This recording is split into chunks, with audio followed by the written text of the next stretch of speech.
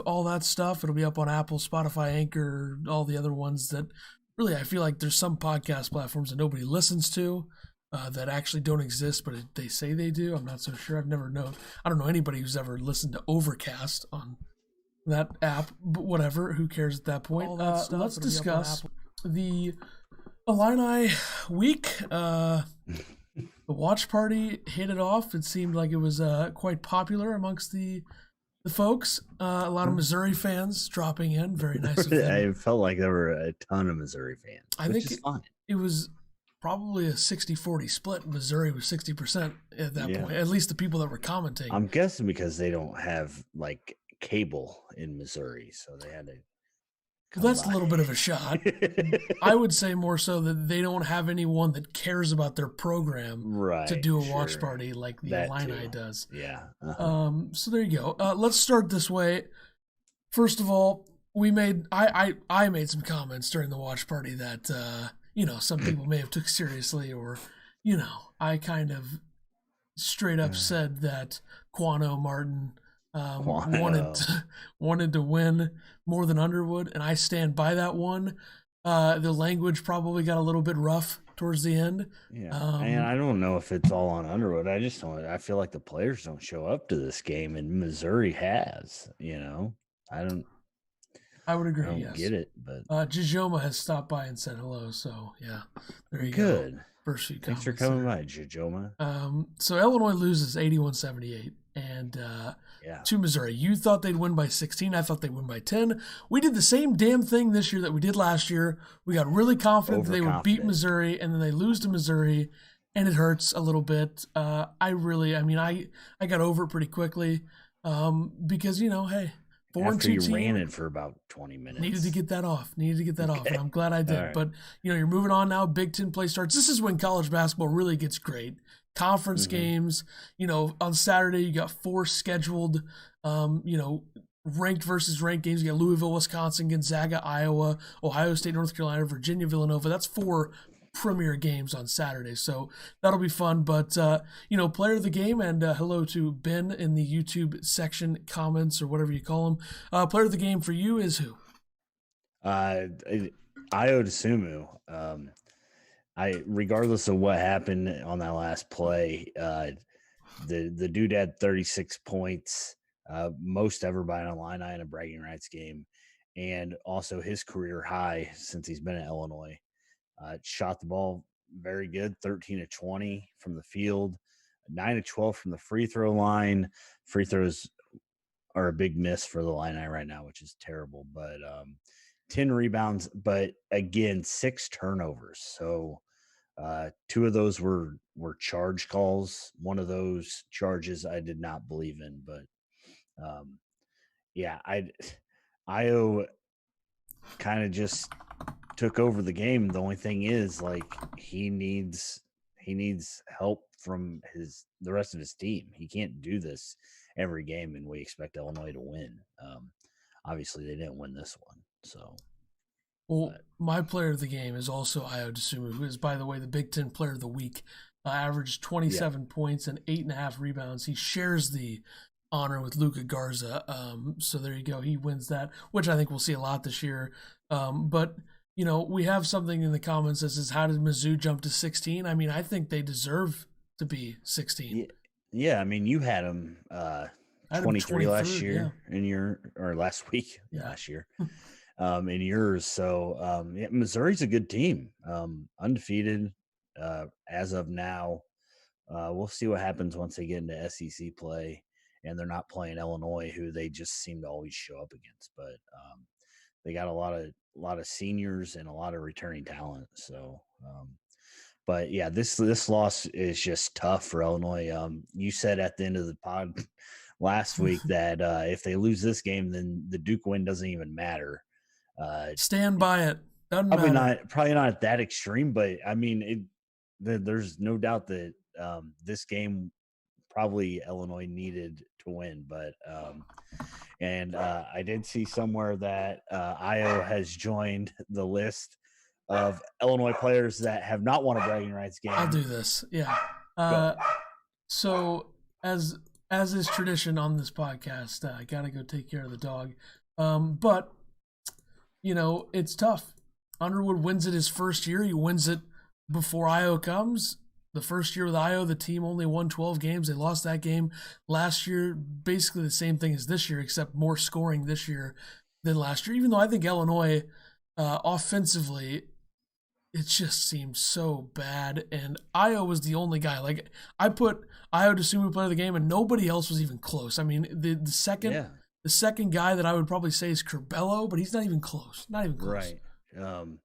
Yeah, and it's just kind of sad. Illinois has now let Mark Smith and Jeremiah Tillman beat them for 3 years in a row. Yeah, they're on the team, but what are they doing? Nothing. They didn't do it. They did absolutely nothing. Both fouled out of the game. Mark Smith was like 1 of 6 from the field. 5 points. Tillman's 2 points were from the line. Tillman had great job, guys. Points. So, but I felt like, and I talked about Javon Pickett had a great game last year. Feel like he had another good game. 14 points on 6 of 8 shooting. So Illinois once again didn't have an answer for him. They really didn't have a lot of answers for Missouri's offense, and it was kind of a running offense. I mean, Missouri had 49 points in the first half, and Illinois had no offensive rebounds. So it seemed like Illinois was putting shots up, and Mizzou was sending, one guy back, kind of cherry picking, as they say. I don't think it was that extreme, but they just kept beating Illinois down the court and getting easy layups. And that's what we thought Illinois was going to do a lot this year, and they didn't seem to do it. And when Illinois gets stuck in that half court offense, and they run their what they call a pick and roll, but the guy never actually sets a pick, which just drives me crazy. You can't have a pick and roll when the guy doesn't even come up and touch the guy that is guarding the ball. So I don't. It's crazy, but well, here's the offense for you. They come up, you have Kofi standing there, just standing there. He's not really doing anything, just taking up space. And then Io goes the opposite side.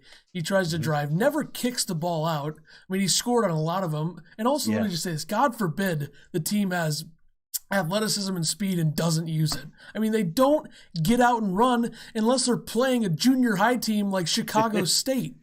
I don't understand it. You have certain traits and aspects and good things that this team can do, and they don't do it. I don't know what it's like. They get stuck in the flow of the game and they go against what they should be doing every game, unless they're winning by a lot, which how many times has that happened this year?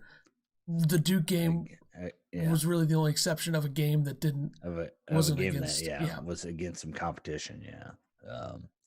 But you look at it, and Curbelo, like you said, was probably number 2 player of the game, I guess you would put it as. But he had 14 points, 4 rebounds, 3 steals, 2 turnovers, which I think one was a walk and one was that weird double dribble where he just kind of got caught doing whatever I don't know what he was doing.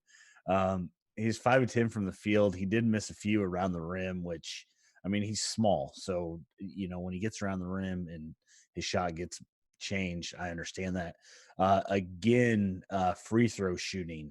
He was 4 for 8 from the line. So you look at Io missing 3, you look at him missing 4. I think Kofi missed half of his, however many he took. I'm sure he missed half of them. I think Kofi was 3 of 6.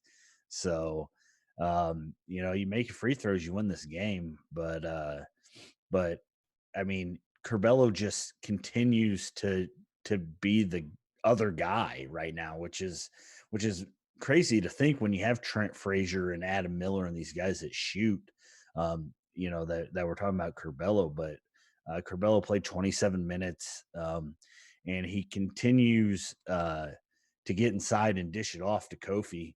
The problem is we don't know if Kofi's going to catch the ball right now. And Underwood today, actually, he was in an interview today, and I forgot to put this down, but it was right before we started. They said that they've been working with his hands. Um, Underwood said that they're working with Kofi every day on his hands. Some passes are coming from new angles with Curbelo. It's true, but And he said that Underwood said that his expectations for Kofi are really high, and he's just having a hard time meeting it. So I think we need to take a step back and look at this team kind of like there's still some chemistry issues, I think, on offense with Curbelo, with the passing angle thing. I think is a real thing. Like some of the passes he makes, most guys aren't ready for it, but they're not going to be like Iowa, who has like everybody returning and all these guys have played together before. And I know it seems like a weak excuse, but I can't think of anything else because this team should be a lot better than they have been. And that's fine, but like there was one play, 4 minutes left in the game, and Curbelo got down low and he was like kind of on the baseline, kind of under the hoop, and he brought both defenders to him. And Kofi is sitting there 7 foot tall, wide open, nobody around him. And Curbelo just kind of little shovel pass to him. And Kofi fumbled, dinks it around, and DeMonte ends up grabbing it. I don't even know if Illinois scored on that play, but it's just things like that. There were 5-6 times where Kofi just didn't catch the ball, either in transition or under the hoop. So it's frustrating, and I get that they're working with him, but you know, you hear people talk about, now they're bringing back he's only been playing for 5 years. If he stays, he'll be one of the best ever. But I don't know. It's frustrating to watch. But thoughts on Curbelo maybe getting a starting job after this? I said it a couple weeks ago. I mean, I think it's time to get him in there. I think as much as I like Adam Miller, and people call me out for being obsessed, which I would say is close to true. Maybe he comes off the bench tomorrow. I don't know. I'd probably rather have him start than Frazier, but I don't see Frazier being benched. I agree with that just because he's a senior. So you look at Miller and Frazier. Those two had a combined 6 points, 2 rebounds, and 2 assists in 53 minutes. You throw DeMonte in there, which I don't think DeMonte's going to lose his spot just because of his defense. But those 3 guys, so 3 of our starters, had 9 points total. It can't happen. It's unacceptable, I think. I don't know. They still scored 78 and missed a lot of free throws, but definitely. Right. So I don't know. And I'm sitting here and I'm criticizing Kofi and his hands or whatever. He still had 19 points, 8 of 10 from the field, but he only had 6 rebounds, which is just crazy. The fact that Mizzou out rebounded Illinois like they did, 35 rebounds for Mizzou, 26 for Illinois. Underwood afterwards said it's all about effort. I will get the problem solved. I promise you. Yeah, we'll see. We'll hold him to that. We'll make sure to hold him to that because I think most of the people that interview him and ask the questions in the post game stuff and all the other media stuff, they don't remember that he said that, and they won't hold him to it, and we will. Absolutely. So we did talk about the free throw shooting already, but Illinois was 17 for 28 from the line, so they're shooting a miserable 60% during the game. And Missouri didn't miss a free throw in the first half. What'd they make? 14, I think. 14 they were 14 for 14, I think, and Illinois was 7 for 15. And Missouri ended up with 26 of 31. So I did see an interesting stat. Hoop Informatics. I don't know what that means, but on Twitter, he's been throwing up some like interesting stats. And he had one on Kofi that said that he has defended 32 possessions, and in those 32 possessions, opponents have only scored 12 points, and that puts him in the 96th percentile in the NCAA. Which I think that's a crazy stat because you look at him and he's still slow around the hoop. My buddy Tierney, every time it happens, he messages the group and he's like, Kofi's 8 days late to get into the ball, and he had a goaltending in this game just because he was so late. So I found that interesting that he is that highly ranked, and that only 12 points on 32 possessions have happened. But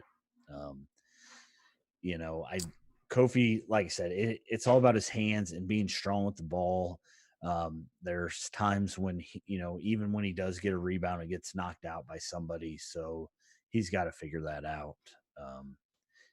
But I guess it's just learning. I mean, that's what they make it sound like. Like he doesn't know how to hold a ball. I don't know, but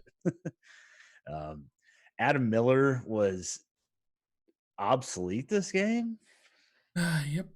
I know that you kept yelling, "Get it to Adam Miller." Give him the ball during our thing. Only had 2 points on 1 of 6 shooting. Was 0 for 3 from 3, and he played 22 minutes. So I don't know. I don't know what you do with him. Get him the ball. Have him shoot more. I mean, I'm fine. The game he went 0 for 6. I was fine with that. Let him shoot some more. We'll talk about the final play of the game a little bit later, but Io missed him wide open in the corner, regardless of what was going on there. I don't like that nobody else is going to get a chance to shoot for this team when it matters, if that's the route we're going. But I have so many things to say about the last shot, and we'll talk about that. But a couple YouTube comments real quick. Ben Darling said that Miller had so many good looks. I agree. I don't know.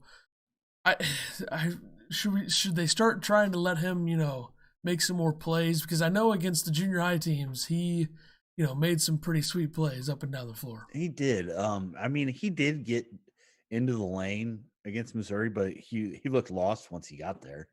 I mean, he got to keep his confidence up. Yeah, there was one time though. I mean, he was kind of up in there. I don't know if he ended up traveling or not, but he threw it away. So I don't know. Yeah, I let the kid shoot. I'm all down. I'm down for letting him create shots. I'd like an offense ran to create shots, but we know that Illinois isn't going to do that. So, God forbid. Yeah.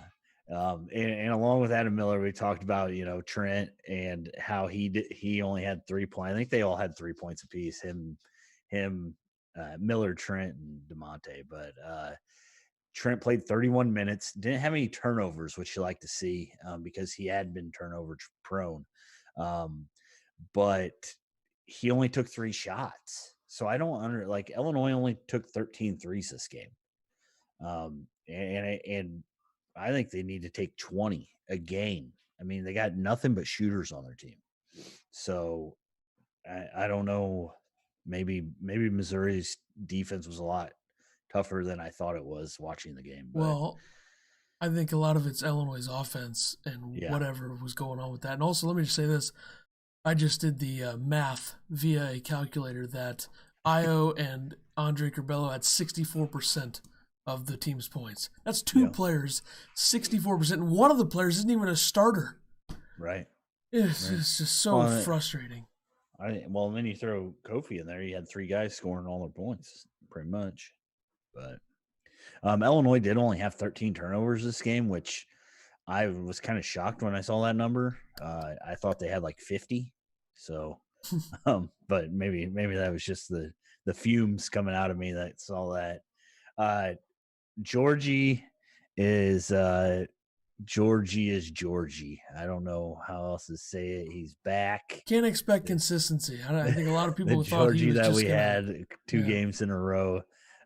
13 minutes, 1 rebound, 0 points, 2 turnovers. And that just sounds like what we were saying. Here's what it comes down to. Georgie is only the Georgie of 2 years ago if Kofi's in foul trouble and he's actually backing guys down and not getting called for a foul and throwing up the hook shot. Yeah, and they were on the court. We talked about it during the thing. But yeah, I didn't. So we did this live show, and usually I take notes the whole time. I didn't have any notes. I'm going all off memory, guys. So I really can't specify, what Georgie did wrong at this point. But yeah, it just, you look at the numbers, it's not pretty. So DeMonte, again, we talked about it. He was 1 of 3 from the field with a 3. and had 2 rebounds. So his rebounds are down. Illinois just did not rebound this game at all. And it's hard. He did hurt his ankle, but he ended up coming back in. I don't know if they've updated anything or said anything on that, if he's back to 100% or not. Assume he's fine. I would think that he's okay. Grandison and Hawkins, of course, are the 2 guys that also have been coming off the bench. They had 9 minutes. Hawkins had an assist and didn't shoot, and Grandison was 0 for 2. So I don't know. Why is bench Grandison production out besides Curbello's really not even. Why is Grandison playing at all? I mean, I don't know. What the hell's the point? He's not good. He's not doing anything. Yeah, I agree. I don't see Grandison helping this team at all. Where's Hutcherson? Where's BBV? Get some of those guys in there. They can do something. Give them a chance. Grandison hasn't done a thing since probably the first game of the season. Yeah. He plays 1 minute against Duke and then plays a bunch of minutes in this game, or however many minutes it was. It wasn't good. Right. He should not play at all. Yeah. Underwood that's part of Underwood. I don't know. Yeah, he sucks at making rotations. He sucks at in-game adjustments. Yeah. Yeah, yep. A lot of flaws. I mean, he has a lot of positives to his coaching, and he has a lot of issues. Yeah, and the issues are really mostly in the game, which that doesn't seem good. I don't know. It is not. And this team, it's just, I think this team is way too good. They have way too much talent for this to just be Io DeSumo 24/7. That's what we're doing. And I don't know. It just seems like what does Illinois do to, get the other guys going? You can't just keep running IO screen, take it to the hoop, especially when they, like I said, they don't set screens. I haven't seen Kofi actually set a screen this year, which drives me absolutely nuts. But probably afraid someone's just going to bounce off him there and call him for an illegal screen. Yeah, but it's just they're not going to consistently win games, especially getting in the Big Ten. Last year Io was Illinois' savior. They don't need that this year. I don't believe they need that this year. You have to have something other than, hey, Io, go win the game for us. And I feel like that's what Underwood did. At the end of the game, I think that's what he did. I think they got in the huddle and he goes, Io, go win the game for us. And he said, I heard that he said that he wanted a quick 2, which Io didn't get down the court quick enough. I don't even want to do that yet. I don't even want to talk about that yet. What else you want to talk about? Here's what they need. Here's what they need. They need a game where a team goes absolutely all out to shut Io down. And I don't think they can shut him down, but they can slow him down. And you're going to need a game where you have to rely. You're going to need a game where you have to rely on Miller and Frazier and DeMonte to hit some perimeter shots and Kofi to catch the ball and win the game. You need a game like that. I don't know what else is going to happen. Especially in the Big Ten, you cannot be, centered around one player. Illinois has been good in the Big Ten really the last 2 seasons. I know the year that they won 12 games, Iowa's freshman year, they had some really good wins in that season. They beat Ohio State, they beat Wisconsin, they beat Michigan State. They were basically Io not finishing games away from being, just as good as they were last year. They almost beat Gonzaga in the non-conference that year, and Trent Frazier went off. I think he had 31 in that game. But I don't. Where's that guy at? You can't win in the Big Ten if you're centered around one player. Look at the other Big Ten teams that are good. Iowa, they have a superstar center, but they have shooters everywhere on that team. Yeah, they don't play any defense. Iowa is super balanced because if you do just collapse on Garza, they got 4 guys standing out on the perimeter ready to shoot the ball. Their only thing that's going to kill them is they don't play defense. So a game where they're not really shooting the ball well, they might lose, or they probably will lose. But then you look at other teams. Michigan State, they're pretty balanced. They don't have one guy that just does everything for them. Ohio State's pretty much the same way. Wisconsin is definitely not that. Wisconsin has a really good lineup, up and down, an experienced one too. So they're going to have to figure out a way to get everybody involved and still be successful offensively and win games that way. You cannot win games with one player. Like when they beat Iowa last year, the last game of the year, I mean, everybody was contributing. DeMonte had some huge plays in that game. And defensively, DeMonte's been great this year. And he's hit threes. I don't know why we're not giving him more looks for three. When he's open, kick it to him. They need to drive and kick more. I hate, like, Curbelo can score at the rim, but a lot of times he'll drive and then turn it over or try to go up to Kofi, then Kofi will drop it. A little more driving and kicking to get some more perimeter shots. I mean, look at this game. Frazier, 1 for 2 from 3, which is unacceptable, I think. They shot 13 threes. They shot 13 overall, which is terrible. DeMonte, 1 of 3. Adam Miller, 0 of 3. Curbelo is 0 for 1, which, I mean, Curbelo's, if he doesn't take a 3, I don't care. And then Grandison shot a 3. But brutal. Quick release, Grandison. They had 3 threes, and Io, DeMonte, and Trent were the only 3 that they made. You can't.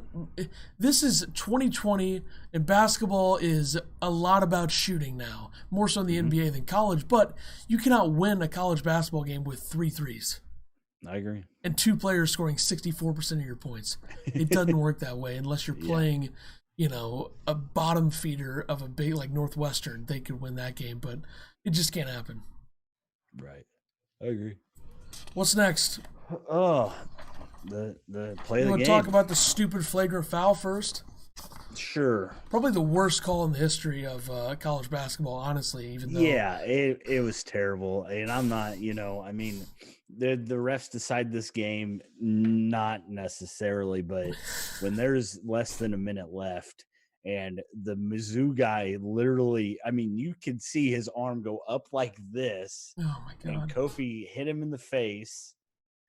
I mean, yeah, he hit him in the face, but it wasn't Kofi hitting him in the face. Yeah, we're not blaming the game solely on the refs, obviously, but I mean, I've never seen a game with this many fouls called in a long time. And there was another one, and it's just you remember them kind of, but like Kofi went up to block Smith down low. I think Mitchell Smith down low, and like Kofi was coming down, and Smith tried to go backwards into him, and I don't even think he touched him, but he he's the greatest actor I've ever seen. Somebody get that guy. Well, they got Academy 38 Award. Smiths, so I really don't remember anything that happened. But this game had 52 fouls called. That's unreal. Which I said last episode. I said it's going to depend on how the refs let them play this game, and the refs did not let them play this game. Thank you, Andy Katz. I love the SEC refs. And Big Ten refs are much better, but way to ruin the game. Way to do the opposite of letting them play. Oh, we got a big physical rivalry game. Let's just call everything in sight and ruin the game for just about everybody who watched. Unless you're a Mizzou fan. I mean, if you're the winning team in this game, you'd like to have some perspective and look back and be like, wow, the officiating sucked. Right. But if you're the losing team, it's a lot of blaming the officials, which we're not doing, but the officials were bad. Not at all. Very bad. And I think almost everybody that watched the game that isn't a moron would agree with that. Yeah. So, I mean, the Kofi flagrant, it's one of the worst calls probably that we're going to see this season. I don't see how it could get much worse when you don't even move your arm and you hit a guy in the face and it's called a flagrant. And especially after they reviewed it, what the hell is the point of review? Yeah, if we're going to look at it, review that and then see it? That's the thing. And my thing is how if that's a foul, does Kofi's 2 count? Just because they didn't call it when it happened, And this is a game where I wish Jay Billis was calling because he would have gone in on the refs. I think we didn't really hear the announcing very much, but I know they said it was a bad call. But I feel like that you got to take that moment to really lay into it. And they were Missouri announcers. Yeah, I'm glad we're reviewing this. That's good. But I don't know. Illinois had 6 guys with 4 fouls. So, and then like I said, Tillman and Smith fouled out. So. I don't know that it just makes a game like this, I don't know. You don't call a game like this like that, but no, it is what it is. So the last play. So If it's actually true that Underwood wanted to get a quick 2, I mean, that feels like the opposite of coaching 101. You're down by 3. There's 10 seconds left. Okay, Io gets a quick 2, 81-80. Then we're going to foul a team that has made almost every free throw in the game and give them a free 2 points likely, and then you're going to have even less time to tie up a 3-point game. It makes no sense to me. I agree. I don't know if, I mean, that's what he said. He should. Why would he even say that? Putting a target on your back by saying something that's stupid. And if you actually did that, I would question the coaching a little bit. So, but what do you think? I mean, what do you think he said to the team? Like, they came in they called timeout, huddle up, and he said, "This is what we're doing, boys. Yeah. Io, whatever you want to do it." Yep. That's probably what happened. Io said, "Okay, coach, I'm going to take a 1-footed 3-pointer with 5 seconds left." Now, Io said that he heard the Missouri bench yelling foul, so he thought he could draw a foul. He said he heard Quano yell foul. I thought they would foul.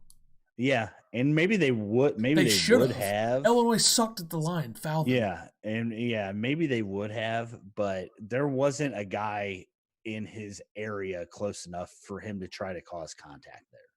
So even if he did hear them say that, I mean, he had what, 2 guys on him? Yeah. And then he had Miller in the corner with nobody on him. And I don't really know where anybody else was. It was just like, when he shot that, it was just like, you knew it wasn't going in. I mean, he was so off balance. The ultimate finish to a game officiated like that, though, would have been for them to call that and give him 3 free throws to tie it up, and then go to an overtime where nobody's playing because everybody's fouled out. That would have been great.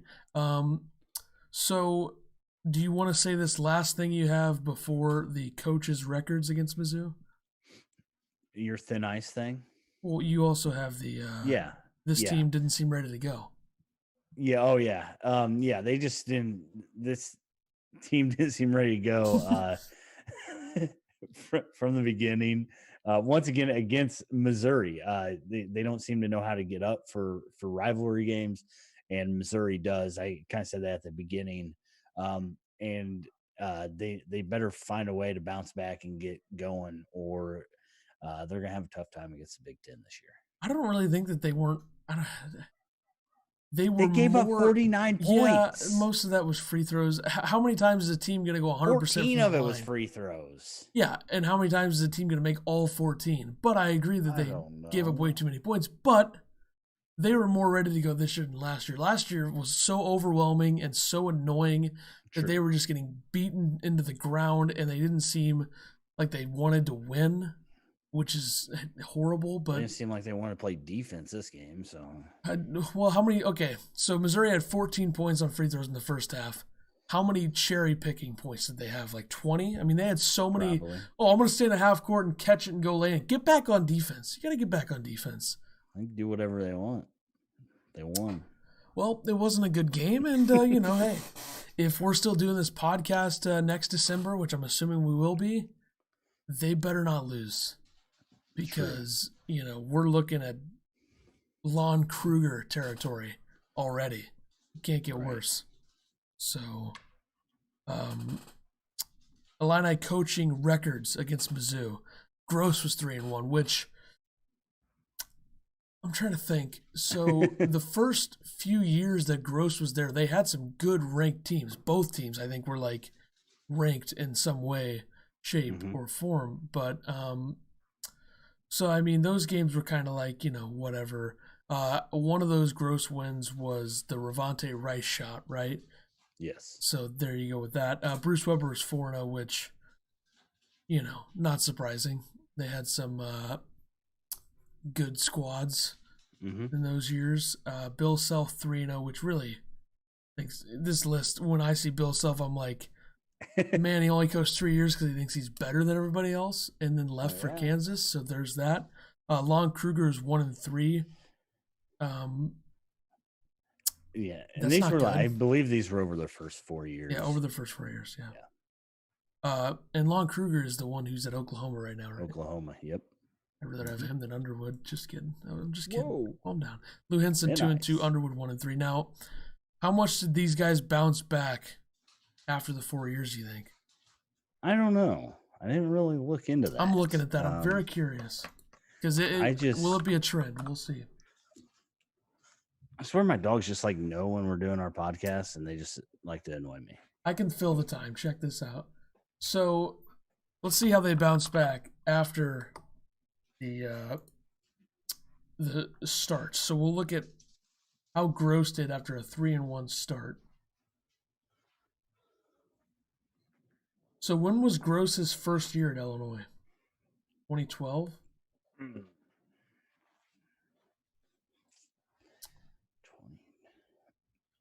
I don't know. He was there 5 years. Underwood's been there 4. Yeah, 2012. Math. 2012. 2012, yeah. So they lost the first game with Gross as the coach to a number 12 Missouri team. And then Gross won 4 in a row. So he went 4-1. So they were a 4-game winning streak coming into Underwood. Then Underwood wins the first one. That's 5. And now it's flipped the other way to 3. So in 2005, and I'm glad I was stupid enough to even think this team had a chance to touch 05 at all. They beat them by 32. Shocker. And other than that, the games have been really close. I mean, Illinois won by 16 in 2008. Missouri won by 13 in 09. But the games have been close. So, yeah. Except for 2018, Illinois got beat up pretty good. But hopefully next year Underwood can bounce back and it'll be interesting to see how good this, like I said, Missouri team ends up being. Because last year, I mean, they were bad. Like how many wins did they have last year? 15 maybe? Yeah, it wasn't good. Yeah, so this team's definitely better. They returned everybody, so right. Absolutely. They'll probably make the tournament. It'll be close. We'll see. You know, you get off to, and the SEC's not that great this year, so I think they're kind of like a hot start. Can they continue it? Who knows? I mean, I'm interested to see. I'm assuming Missouri will play Kentucky at some point, and Kentucky seems so bad. I'm interested to see how Kentucky does in the SEC. But Nicholas Beatty in the chat says, how overrated is Illinois? What is a realistic tournament run for this team? Now, let me just say this. I'm pretty sure he's an Illinois fan, but they are overrated. I don't know how we can't say that they're overrated. They're overrated 100%. Like, everyone's like, national championship. Oh, yeah, and I kind of talked myself into that. But I think they're slightly overrated. I don't know. Maybe not now. Well, I mean, number 13 now, but yeah, you know, I think they're more. I think 13's more in the wheelhouse they should be in. But I don't think that they're. It's hard to say they're overrated. Missouri's a good team, like we said. They always get up for the bragging rights. For some reason, Illinois always falls flat, and they got beat by Baylor. So I don't think we can say they're overrated until they get into the Big Ten and they start like if they lose to Minnesota, let's start talking about how overrated they are. Yeah. But yeah, I mean I don't know. This team's good enough. I don't think that they are much of a team right now, honestly. It's kind of whoa. It's a heavy quote there. Jeez. It's just kind of. I mean, it is what it is. I mean.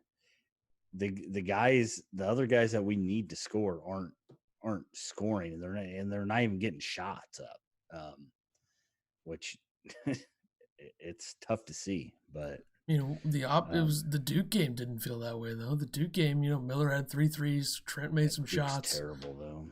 Missouri is not much better than Duke. I mean, right now they are, but will they be at the end of the year? I don't know. So let's go to the thin ice thing that I said, which, you know, it was a joke. It was obviously a joke. Some people took it very seriously. I got Ethan's a big content guy. Some tweets and stuff, but I don't think he's on thin ice quite yet. But I'll tell you this: if they make the tournament this year, which I'm assuming they will, I don't know how they wouldn't, unless the tournament gets canceled and that happens. I don't know what to do. But if they're anything worse in the Sweet 16, I think you have to, think about not do it, but go into the next season thinking, okay, we need something more here. And obviously next year's team is not going to be as good as this one, I assume, unless somehow big transfers come in and all this stuff, which won't happen. But yeah, I mean, you put this under. I moved this, but you put it under. Lovie Smith got relieved of his duties, as they say these days, and you kind of said, does Underwood need to prove himself? Well, the AD cut him because he's not proving himself. So I mean, I can see that. I don't see. I mean, he has turned the team around. Yes. There's no doubt about that. How much does Whitman want him to turn it around? I mean, is that what he expects? Is national championship? That should be the expectation. Is Final Fours and national championships? I don't know. So. It's a premier basketball program, a Power 5 program in a state where tons of talent comes out every year. There's literally no reason. This is like Texas football. Texas football, they're the big program in Texas. High school football in Texas is insane, and they don't win. It reminds me of that. Yeah. Recruit as well as you want. You got to coach them. And clearly this team is not being coached well enough right now. You just got your asses kicked by Missouri for the second year in a row. Mm-hmm. When Illinois has clearly been the better team than Missouri the last 2 years. So definitely. I think Underwood's got 2 or 3 more years of not winning a championship, and then he's gone. If he doesn't win one the next 3 years, or at least get to a Final Four in the next 3 years, You're saying he needs to win a championship. I peeled it back. If he doesn't get to the Final Four in the next 3 years, okay, then you need to be thinking, because clearly Whitman wants to win. Because I'll tell you right now, any athletic director previous to him would not have fired Lovie this quickly. When they gave him that much money. Well, yeah, they just signed him to extension 2 years ago. And I love that they just trashed him in the press release. Like, oh, his record was this bad. Or they didn't even thank him. No. What are you thanking him for? Get out of here. He did nothing. They were the same. They took him to a bowl last year. That was a fluke. They beat a bad Michigan State team. I mean, they ended up 5-6, but took them to a bowl. Fluke. Yeah. So, anyways, I put that out there. We shared it around on You Facebook. baited people into trashing me. And my buddy Troy he's a pretty good ball player back in his day. And he's a big Illinois fan, but this is what he put, and I thought that he summed up the game very, very good, along with making fun of you. So he said Underwood has always played questionable rotations of players, in my opinion, but to say that he's on thin ice is laughable. Obviously, it was laughable. It was a joke, but he said the Illini was extremely lazy on defense tonight. Stupid fouls, out of position, etc., and stagnant on offense. A true testament to a team that thinks they are really good. I agree 100%. And they're stagnant on offense in every single game they've ever played under Underwood. So there you go with that. That's fun. I'm glad we're still doing that 4 years into the experience. Don't change anything. Hasn't learned a damn thing. And Nicholas says Underwood's recruiting will keep him around. I agree. And at least a Big Ten championship within the next 3 to 4 years. They got to get that. That would be 21s and not looking too good, Nicholas. Well, a lot can change, and lots of time left. I feel like Illinois the fans I kind of do this too, but we've gone from like Northwestern level to like we think we're like a blue blood and we're not. Like we think we're like the number one team in the country, or we're supposed to be this great, and it's we're the Ohio State football of basketball. It's not true, but whatever. Like everyone thinks Illinois should be getting all these 5 stars now. It's just not how it works. Should Mac Etienne? I'd take a couple 4 stars and maybe a 3-star by now. Yeah, should Mac Etienne have gone to what am I trying to say? Committed to Illinois rather than wasting his time at UCLA? Yes. Should Ty Washington, instead of going to the middle of nowhere and where Creighton is, instead of coming to Illinois, he probably should have come to Illinois. The middle of Illinois. I'd rather be in Champaign than wherever Creighton is, Nebraska, whatever. But whatever. It's all playing time thing, apparently, which, whatever. So Illinois did drop to 13 in the AP poll. Missouri went from unranked to 16. So I don't understand why Missouri fans are crying that Illinois is still ranked higher. Like the preseason I don't think they understand how rankings work. Like head-to-head means nothing. Yeah, Illinois was 6. Missouri wasn't ranked. You're not just going to jump up to number 12 in the poll. It's just not how it works. Yeah, and I think a three spot gap is fine between the two. And I think it's fair. It was a home game for Missouri. Yep. They had their terrible refs there. Andy Katz doesn't know how to flip a dang coin. Shocker. So yeah, 13. We kind of talked about it during the live show. I thought 12 or 13. So I think that 13's fair. I think Rothstein had him 14 in his. You still are really excited about Illinois and have them at 11 in yours. So just, I didn't see any teams that deserve to jump that much. I mean, I put Tennessee from 15 to 7, and Tennessee's played 2 games. Yeah. So, and they didn't play, big time schools, but I don't think Missouri fans realize how big the gap was between these two teams preseason. You can't make that gap up in 6 games. You just can't. It's not possible. Right. It's not how it works. If that's how it worked, then, Marquette would be ahead of Wisconsin. Mm-hmm. Is Marquette better than Wisconsin? No. Is Missouri better than Illinois? No. So, you gotta think about a lot of factors here. The net rankings will be out on January 4th. That'll be hilarious because the net rankings suck, and they sucked last year, and I'm sure they're gonna suck this year. I'm interested to see though whether Illinois is underrated or overrated. I think last year they were underrated in the net rankings. Now this year, will they be one of those teams? I think they get a little too obsessed with the quote unquote elite preseason teams that like Duke, for example, in the net rankings. Like I have them at 26. Is Duke still ranked in the AP poll? I didn't even look at the whole thing. I think they are. Right? I want to say they were 20th. Yeah, so will the net rankings have Duke in the top 20? We'll see. I think Haslametrics has Duke at like 27. So Syracuse I want to say they were way 20th. up there let too. Me check. You can continue. They gave passes to a lot of the teams. 21. That's ridiculous. I mean, what have they done?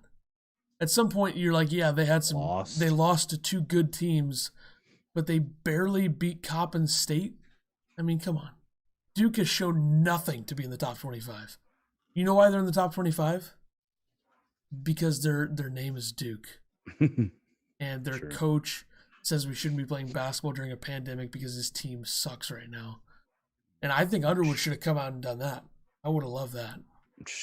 If Underwood's first comments in the post-game presser was, I don't think we should be playing basketball during a pandemic, I'd be all in on that comment. I don't agree with it, obviously, but it'd be great. A little bit of a sense of humor, and he didn't show it. He just was talking about the effort. Effort is such an easy, things for coaches to say. Or effort wasn't good. It wasn't the fact that I suck at coaching. It was the effort. Yeah, that's good. Let's preview the Illinois-Minnesota game tomorrow. Yeah. This game's at 6 o'clock, I believe, on ESPN2. So ESPN once again wants to do an Illinois game so they can talk about the pandemic for 10 minutes of the game. So I'm down if they're doing that at the end of the second half. Bills won't be on it, I'm sure. I'm sure they got other guys that are like, yeah, I need you to talk about this, talk about how we shouldn't be playing basketball right now, trashy NCAA. How about the plexiglass the announcers had at that Missouri game? Yeah, let's have plexiglass and then let's stand above it so it's not doing anything. I mean, you talk about doing something for show. That was that. I know. It's unreal. All right. So I hope if they're going to be talking about how we shouldn't be playing basketball right now, it's towards the end of the second half when Illinois is up by 30. I hope that's the case. But Minnesota is 6-0 this year. They're number 53 overall in Haslametrics, so not great. Their strength schedule is horrendous, so you got that. I'll go over who they played momentarily. It's actually, quite hilarious that they've played absolutely nobody. They're 50th in offensive efficiency, 51st in defensive efficiency, and a great stat that we both love, of course, is they're 6th in the country in PPSC, which, of course, is quick second chance points off of offensive rebounds 5 seconds or less. How about that? Which that's not good for Illinois. Maybe the greatest stat I've ever seen. Yeah. Do they keep a guy at half court? because Illinois be in trouble. Oh my God, Illinois might lose by 30 if Marcus Carr is actually shooting well, and then that happens. Yikes. But Minnesota has not been very efficient offensively. Like Illinois, if you look at their numbers side by side right now, and you have to think Illinois played Missouri, who's ranked. They played Duke, who sucks, but they were ranked. Baylor is a very good team. Illinois played them. Missouri's played Green Bay, who they beat by 30. The only thing that Green Bay has is a football team, and that's not even a college one. It's a professional NFL football team. Huh? Yes, and they played LMU, which I forgot. I texted you the full name that one time, but I forgot who that LMU, who the hell is that? They played them twice. They beat them by 15, and they beat them by 3. They beat North Dakota by 9. Not North Dakota State, who's done some things in the past in terms of being decent at basketball. They played a bad Boston College team and beat them by 5 in overtime. And then they played UMKC, who I don't know who that is, and they beat them by 29. So they haven't even... Loyola Marymount? Yeah, that's... Or was it Lincoln Memorial University? It's Loyola Marymount. That's who they played twice. So they haven't even... They've played one power conference school, and it was a bad power conference school. They haven't even played, like... They haven't even played like St. Mary's or like Western Kentucky. They haven't even played a team like that yet. So they have played nobody. So if you look at the numbers, Illinois is averaging 3 more points a game than them. Illinois is giving up 2 less points. And keep in mind with the strength of schedule here, Illinois shooting 53% from the field, Minnesota shooting 44%. Minnesota 39 rebounds per game, Illinois 43. Assists, shockingly, Minnesota has them beat. Not so shocking if you look at Illinois and their lack of being able to get assists. 17-16 in assists. Blocks, they have them. Nobody cares about that. Steals, they have them. And then they've won 6 in a row against nobody. So that's what Minnesota has. They're not that impressive. They're not shooting efficiently. I mean, they have some guys averaging points that are shooting horribly from the field. And we'll get into that, but this is not the same Minnesota team as last year. Are they better? I don't really think so, but we'll see, I guess. I think a lot of people think that they're better than they are because they're 6-0. Right, and they had Oturu last year that kind of could take over the game for them.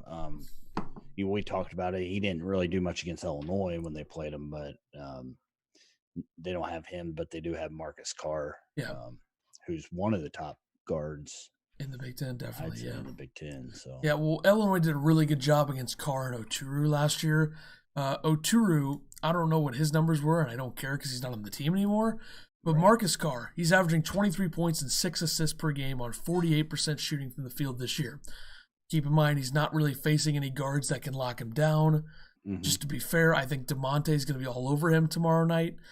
He had 7 points and was 3 for 12 from the field against Illinois last year. So, he didn't do much. And Illinois seems to usually do a good job against the team's best players. I think a lot of times, like Mark Smith was the quote-unquote best player on Missouri, which is a joke, and a lot of people think that. He did nothing. You look at, Matthew Hurt did score some points. Didn't really do much, though, for Duke. Yeah, Illinois really didn't have a solid matchup for him, though. You know what I mean? Yeah. Like, it's a little bit different. A 6'2 guard and a 6'9 forward is a little bit different. Yeah, and Jared Butler didn't do that much against Illinois, but didn't have to. I mean, he scored easily when he wanted to for the most part. But Illinois usually does a good job, especially against the team's best player if it's a guard. So they also have one of the great names in college basketball at this moment, a transfer from Utah, Booth Gotch. I mean, I hope he scores 15 tomorrow night because of his name. I believe Illinois was going after him, kind of. And I bet we didn't know the pronunciation of his name back then when we said it. Yeah, we probably called him something weird. Both Gach, that's how it's spelled. So Booth Gotch. I looked it up for this. I looked it up for this podcast, so I'm dedicated big time. He's playing well. He's a 6'6" guard, averaging 15 points, 6 rebounds, and 3 assists. 56% from the field. He's going to be a tough player to guard. I think Io might be the guy that matches up with him. And then they have a transfer from Drake. I've seen this guy play one game, and that was an Arch Madness game before everything got shut down against Northern Iowa. And he had a really good game, and I think they beat Northern Iowa at Drake. He's a 7-footer, averaging 12 points and 7 rebounds a game. Kofi is going to be against him, and he's not one of those super skinny 7-footers, but he does, 235 is nothing compared to what Kofi is. He's not Chet Holmgren, who's the number one player in next year's class, who's 7 foot 190. So he's kind of in between, but he's got some skill. 12.7 rebounds. I don't know how he's going to play, but Gabe Kalscheur, who a lot of people looked at as a shooter last year, my God, he sucked from the field this year. He's averaging 9 points a game on 27% shooting in the field and 16% from three. So I don't know what the hell happened to him. I'm assuming tomorrow he'll just wake up and drop 30 just because that's how it goes with this program. But he's at a rough go. But on paper, I mean, this is a pretty good size matchup for Illinois. I mean, you have Marcus Carr, who's 6'2". I'm assuming you throw DeMonte on him or Trent. I mean, yeah. Because I don't really want Trent guarding Kalscheur. I guess he could, but and then I think Io versus Booth Gotch is probably what happens, and then Adam Miller. I don't even know. This is a weird matchup because like this Isaiah Einen guy who doesn't do anything, but yeah, Io might guard him, and then you have Miller on Kalscheur. And then Booth Gotch against DeMonte. I don't know. It's a little bit of a weird matchup.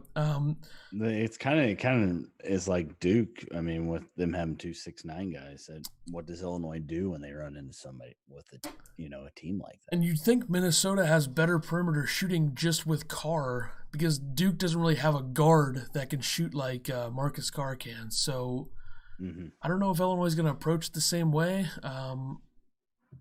I mean, Gabe Kalscheur, I wouldn't really want to let him get hot because, I mean, you're shooting 16% from three. You got to get better, and he probably will, but I hope it doesn't happen tomorrow night. They had 20 points off of their bench in their win against UMKC, I think it was yesterday. So they do a lot of their damage with the starting five. Robbins had 27 points in that game. Carr had 15, so they don't have a big rotation of guys that can do a lot to you. So Illinois just needs to focus on shutting down Marcus Carr and shutting down Robbins and giving up less points, which I personally think they will. Yeah, and Underwood said that this team, they got a lot of experience from getting these transfers in. So,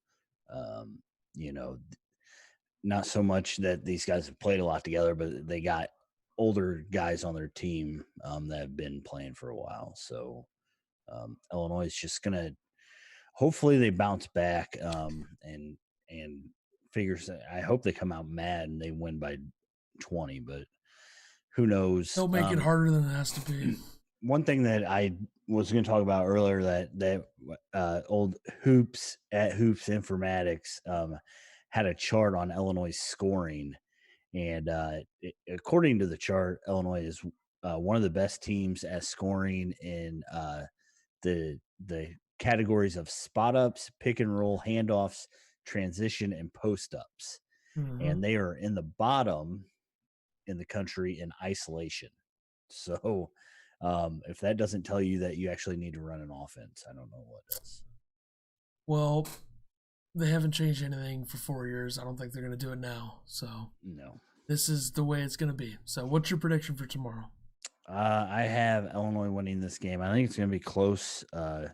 Just because I'm tired of saying that Illinois is going to blow teams out and they disappoint me. So Illinois wins 86-80. I think Illinois is going to come out with some flair defensively.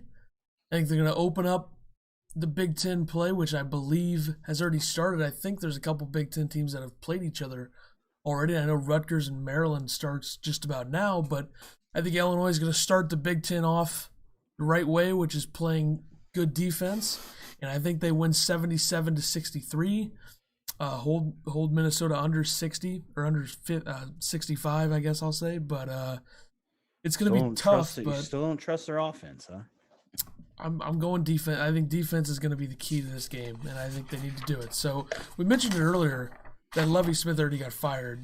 So I just added Whitman clearly wants to win, and I have a feeling Underwood won't have a very long leash in a few seasons if the program starts to slide. If they have a couple of like second round or even Sweet 16 exits in a row and there's no signs of improvement and good recruiting. So a team that hasn't made the tournament in what is it, 9 years now? They made it last year. So you think that the cutoff is so consistently making the tournament's not good enough? for I Whitman? said in a few seasons. So they make the tournament the next few seasons and don't go anywhere in the tournament. And then you also add on to the factor that the recruiting could not be, good. They don't get AJ Casey in a couple of years. What's this all been about? True. So I'm just saying, once Underwood is vulnerable, I don't think Whitman's going to wait very long. I don't think it's going to get as bad as Lovey, because Lovey came into a situation where the program was absolutely in the dumps. I mean, even more than the basketball program was when Underwood, and they're still there. And they've recruited a little bit better from what I've seen. I don't really know much about the situation, but clearly he can't coach anymore. I mean, geez, Lovey Smith, just an awful, awful head coach in college. I mean, I guess he's a good NFL coach for a few years, but yeah, somebody told me that he heard that the Bears are going to be looking for a coach. That's why he wanted to get out. I highly doubt that. Well, we've said I think we've taken it pretty easy on Underwood compared to what we could have done, and it's his birthday today, so happy birthday to Coach Underwood. He's 57. Happy birthday. Last year on his birthday, they beat Old Dominion only by 14, so not good enough, but that's they won on his birthday. Now they play the day after his birthday. Can they win again? You have Illinois winning by 14 tomorrow. I didn't do that on purpose. I wrote down the score to the game before I researched the Old Dominion thing. So how about that? I know the situation. I can sense it, even though I don't actually know it for sure. I can sense it. And then what else do we have? I'm trying to. Okay. Illinois legend Jimmy Collins passed away yesterday. He was a longtime assistant for Illinois under Lou Henson from 83 to 96. He was a big factor in getting some of the top recruits for the Flying Illini back in the day: Kendall Gill, Nick Anderson, Deion Thomas. He was the guy. Bardo? And a lot of the I didn't see anything about Bardo, but I'm sure that he helped get him. Yeah. But yeah, so I saw a lot of the Flying Illini. I posted something yesterday. Not only was he a great coach, he apparently was like a father to a lot of these guys. So just our thoughts go out to his family and the players, that he had and that are mourning his loss. So just want to put that out there. So I would agree. So I guess we'll just end this here with what is. So the disk space is inefficient, so it stopped recording. So I don't know when it stopped recording. I think it just now happened. So I don't know what I'm supposed to do about this. If I just start recording again, it doesn't let me. But I'm just gonna continue to record, and it says it's recording, so I'm just gonna keep going and finish this off. I don't know how it's gonna be cut up when we actually post it, but whatever. I'll get this done quick. As was announced on the watch party during the Missouri game, we are doing another one on December 26th. That is a 3 p.m. Central start time against Indiana. That's a Saturday. Another rivalry. It won't be as intense, I don't think, in terms of the fan bases. I don't think we're gonna have a bunch of Indiana fans in there. I could be wrong about that. But in January, February, and March, more so January and February, I think we'll be doing multiple per month, and I'd like to do one of the bigger January games like Michigan State, possibly. I know Iowa we can't do because that is just so ridiculous that we might get canceled and kicked off of the internet forever during that game. That would be bad. Because we can't stand. Yeah, I had a lot of fun doing that. So everybody that came by and said hello and put Go Missouri in our chat, I appreciate you. But that was a lot of fun. I had fun. So we'll be doing it again 12 days from now, and then we'll schedule some more probably in January and February as well. Episode 39, I guess, is going to be Friday or Saturday. I don't know which day. It doesn't really matter. It could be before, but we're going to review the Minnesota game in that one, and then we're going to preview the Sunday noon game in New Jersey against Rutgers at the Rack, which is on the 20th. So we're going to have to do one of those 2 days or before. I don't really know, but we'll have another episode this week. When do they play after Rutgers? 23rd on the Wednesday against Penn State. Okay, we'll probably have to do both of those. Yeah, we'll do that. We'll do that for sure. And then Penn State preview or whatever. We might have to do a double dip on the 26th and record the next episode to review those two games and then do the watch party later that day. But we'll see. Yeah. We'll figure it out. We do that. Sure. We could do that Friday. What's that? Christmas Day. I don't have anything going on. Yeah, my recording stopped again, so I got to get more disk space on this thing. I'm just going to close it out now. Thank you for watching. Thank you for listening. If you enjoy the podcast, make sure to rate, like, and subscribe. We'll be back for Watch Party in 12 days. We'll do another episode later this week, another episode after that. All right, we'll see you then. Go Illini.